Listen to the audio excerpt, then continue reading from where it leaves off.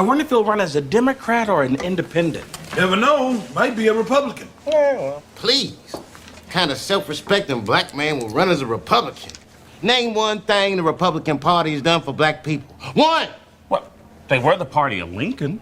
They stood against the tyranny of oppression by leading the call for the Civil War and forced passage of the Emancipation Proclamation, which freed the slaves. I named two things lately. Hey, welcome to Dino Reacts, and today we're going to be talking about Kamala Harris again, and how her way of not understanding what race she is causing quite a dilemma amongst the mixed race populace of America. She's going to have to come up on that because we don't be playing around with that, especially as much as they play identity politics right now. I don't, but I do like to get a chuckle out of it. So we're going to get into this clip by Liberal Hive Mind, and we're going to always be turning our ignorance into excellence. So as always, let's get after it.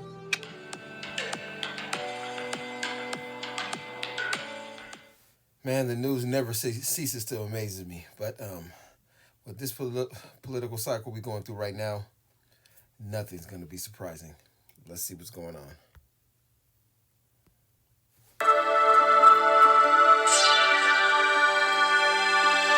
Hey guys, welcome to the Liberal Hive Mind, a channel solely focused on exposing the abundant hypocrisy of the left. So here we go, we got yet again another controversy. The left is real mad. Mad at what exactly, you ask? Well, you know, the usual. The left is mad that a biracial man has a different opinion from them. As we know, the leftoids believe this to be illegal. The inclusive, anti-racist left has a real hard time with ideological diversity within certain groups of people. A really interesting scenario we got here. After Kamala Harris's CNN interview, MSNBC decided to do a focus group, and one of the individuals on the panel happened to be a black conservative, and apparently, according to leftoids, that's unacceptable. And supposedly the man infiltrated the focus group, because apparently you're not allowed to be a pro-Trump individual in a focus group giving your opinion. Yeah, real interesting take, but if that's the stance that leftoids want to take, then sure, let's run with it.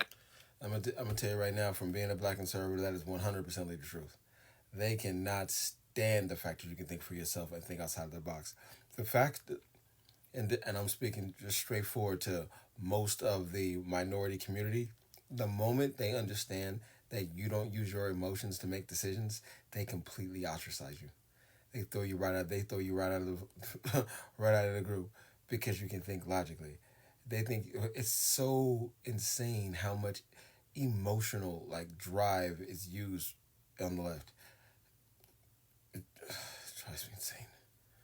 Absolute base Chad. Oh, he infiltrated the MSNBC focus group, I guess to spread red pills to the masses. Let's have a conversation about it. The left is offended by it. I think it's a good thing. In fact, I think it provides a little bit of ideological balance where it doesn't exist at MSNBC. Let me show you guys exactly what happened. We got some stuff to get into, so let's roll the tape. All right, folks, so the leftoid accounts are real pissed about this. A member of MSNBC focus group of mixed race voters attacked Vice President Kamala Harris over her race, but it turns out that Abdul Ali is a GOP congressional candidate and pro-Trump podcaster. Ooh. Raise your hand if you are a Republican, Democrat, Independent. Does the way that you identify racially impact your politics, or specifically how you plan to vote this election? Absolutely. How so? I'm not going to lend my support behind someone who does not support people who look like me. I don't think he sees me as who I am. Former President Donald Trump. Yes. And what about the rest of you? I just don't think that Kamala Harris has anything vested in the air finger quote black or Hispanic experience in so much as it would be identified by anybody that lives in those communities. You're saying you don't think that she can help black or brown people? No, I mean, going to Howard don't make you black. A conversation that quickly turned to this moment in a July interview at the National Association of Black Journalists. I didn't know she was black until a number of years ago when she happened to turn black, and now she wants to be known as black. Can we just get this out of the way early? Kamala Harris is not black at all. Listen, her dad is from Jamaica. Now for the people in the back, you got that. If you're from Jamaica, you're a Jamaican. Now, in the country of Jamaica, there are multiple ethnicities. And in Jamaica, her father is Indian Irish and her mom is Indian. Those three do not come together to make you black. You know what I'm saying? I'm from the United States of America. I'm an American, but I'm a black American. Now, starting to catch my drift? Her dad is from Jamaica, which makes him a Jamaican, but he's Indian Irish. It doesn't make him black. Kamala Harris is no more black than white rice.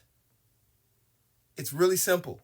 Like, for all those people in the back that don't understand ethnicities.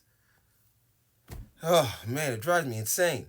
So I don't know, is she Indian or is she black? What did you think when you heard those comments? Highly offensive.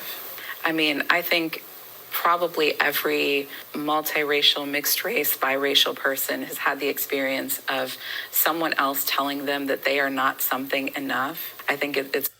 That's the whole thing. She's not black at all. He's telling her the truth. So what? I don't understand what you're getting offended for. You're getting offended about him stating a fact. It's insane. Let's go. Kind of triggering, right?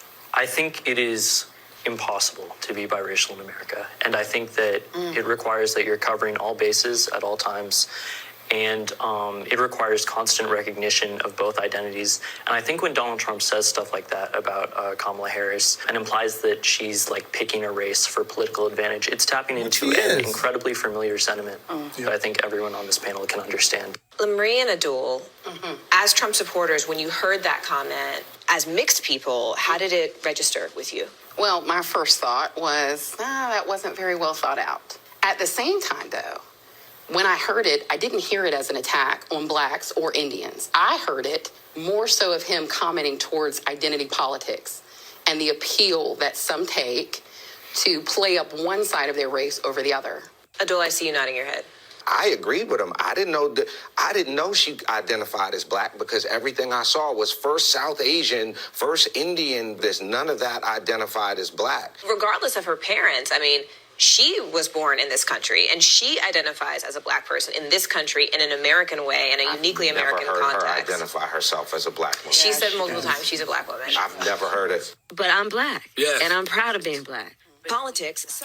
I should note that one of the gentlemen we spoke to there, Abdul Ali, is currently a Republican candidate for North Carolina's 12th congressional district. His opponent is Representative Alma Adams, who was elected back in 2014. But what's... Okay, I'm failing to see the issue here. I'm a little bit confused, to be honest. So what is it exactly that the left is so offended by? The fact that you have a black man here who was present on a panel and had a different opinion than you're emotionally comfortable with handling? What exactly is the suggestion? That conservative black people not be included in the public conversation? That it's somehow wrong to include them in focus groups? Give me a frickin' break. The reality is black conservatives exist, and this is a reality that leftoids ought to get used to and used to quick, because guess what? Newsflash, there's more and more of them by the day as your insane policies continue to push black men away from the Democrat Party. You know? Yeah, and he's right on point with that, because what is happening nowadays is all black men that are not led by their emotions, which are most stoic,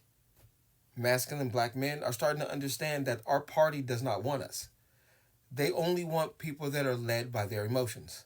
And right now, the title or moniker of the new version of the black conservative, not the monolith of the black conservative before, but the new version of black conservative, which is just pretty much just normal black men that don't go along with the whole LGBTQ stuff, is that we don't think with our emotions.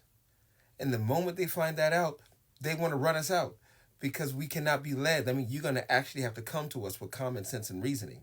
And it's been almost 5 decades of them not having any pushback with common sense or reckoning. So now, instead of coming to talk to us, sit at the table and break bread with us, they just call you a conservative, or a Trump supporter, and then they try to write you out of the group. Insane.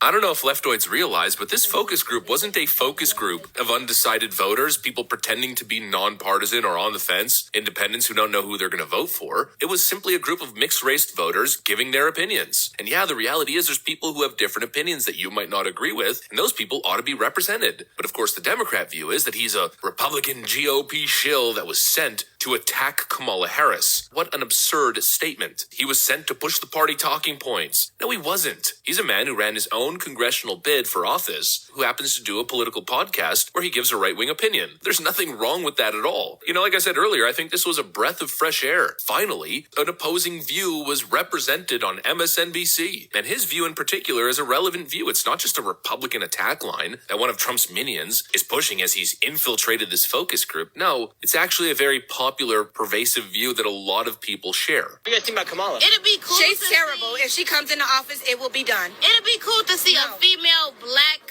you know, she's half black, not fully black, but it'll be cool to see a black president, Western Indian. female black president, but I'm definitely voting for Trump.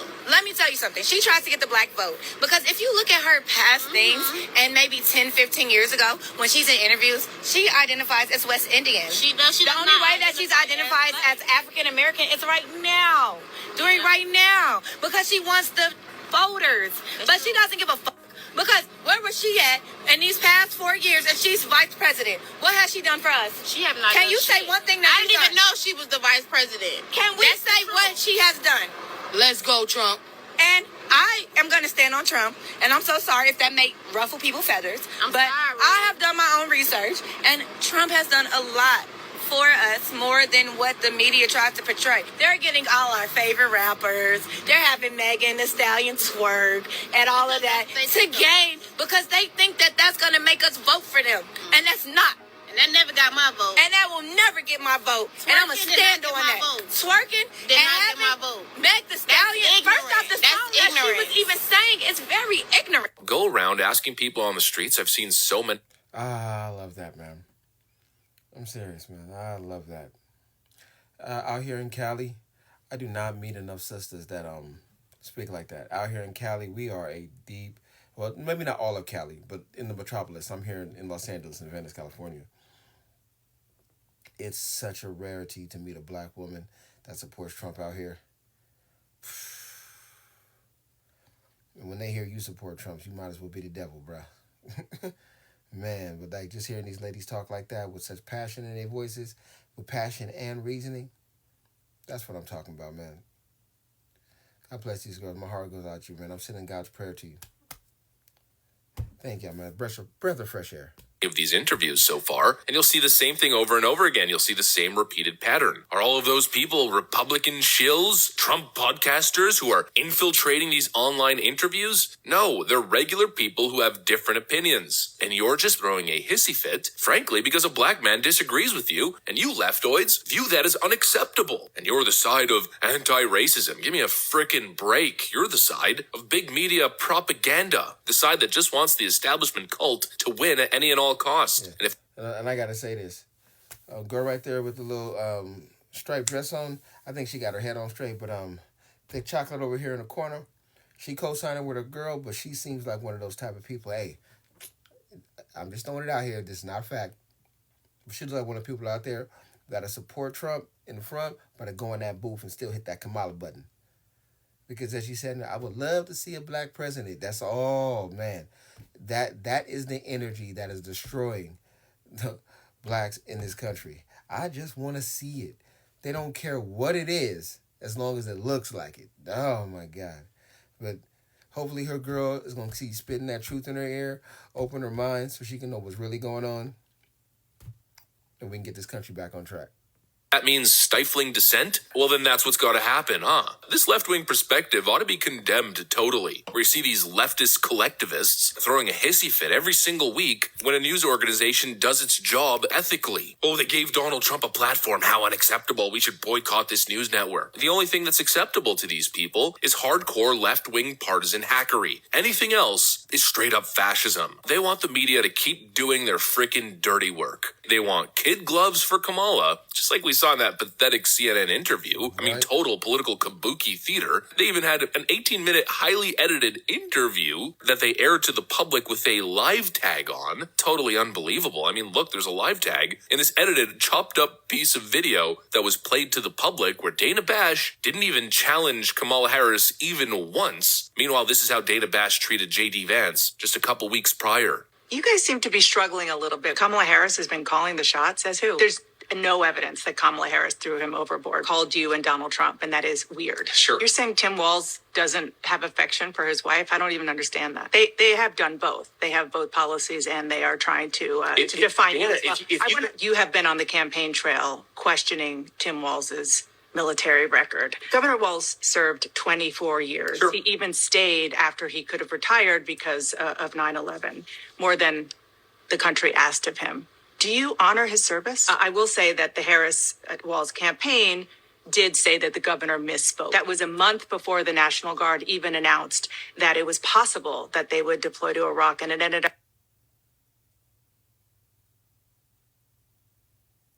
Man, I just sitting there just shaking my head like, Dana Bash, you are a propagandist. You are no longer a journalist at all. Jesus. As you can see, man, it's gonna be a long political cycle in one of the most important elections of our lifetime. Kamala Harris is pretty much useless. You know what I'm saying? She is running completely on the esteem of, I want to see her in office. And which is completely dumb when she's been in office for 3.5 years and we completely see what she's accomplished. Damaging. All across the country right now, there are high schools, hospitals, old clinics, some of the most beautiful establishments in this country completely being overrun by illegal immigrants getting paid for off of our dime. They've been here for only 3 years or under 2 years, completely getting money off of our hard work. Here in California right now, Gavin Newsom wants to give undocumented immigrants only, not even natural-born citizens, the right to home ownership, giving them $150,000 so they can have their phone with low interest. I can't believe that this stuff is completely happening. And it all started with Kamala Harris because she was Attorney General here first. She ushered in this complete wokeness that has invaded California that Gavin Newsom is taking advantage of. And it's consistently going in that same circle because we're the state of handouts, not of prosperities. It's the uber wealthy and the rest of us. And the rest of us are fighting over those who are trying to make it for themselves and those who walk around getting government handouts acting like they own something. It's crazy. And now we have this influx of illegal immigrants that feel so entitled. And there's nothing for us. And Kamala Harris is behind these policies. And I can't understand why more people can't see it. Why more people don't wake up to the fact that that's not working for them. Or, as I say, there's a lot of people that just want to go to Epstein Island. I'm serious. They really want to go to those Hollywood parties. And they're mad because they're not invited. And they'll do anything it takes to get there, not knowing that those are where the weirdos are. Normal life and being cool and making it on your own is all right. But going over there to where the weirdos are is when you end up with the Diddies. You don't drink after Diddy. You don't go to the Epstein party. You don't hug Bill Clinton, and you don't let your boy Joe Biden whisper in your ear. These are the weirdos, but people, they love money and they love attention that much that these things are happening. And then when you have voters that don't really understand their own research, they think that Trump's attacking her because he said that she's not black. Well, she isn't at all. Remember Rachel Dolezal, the white girl that claimed that she was black? Everybody was at first everybody was supporting her, but once they found out that she was actually born white, nobody came to her back. Nobody was like, well, she identifies as black, why can't she be black? Right? What, Kamala don't get that same type of treatment? This is completely insane. But we must have patience with people, and we must go forward. You know what? We're going to get it done. I believe in this country. Trump 2024. Woo! Once again, thank you guys for watching Dino Reacts. And if you like my content, like, comment, and subscribe. And as always, chef's kiss. Mwah!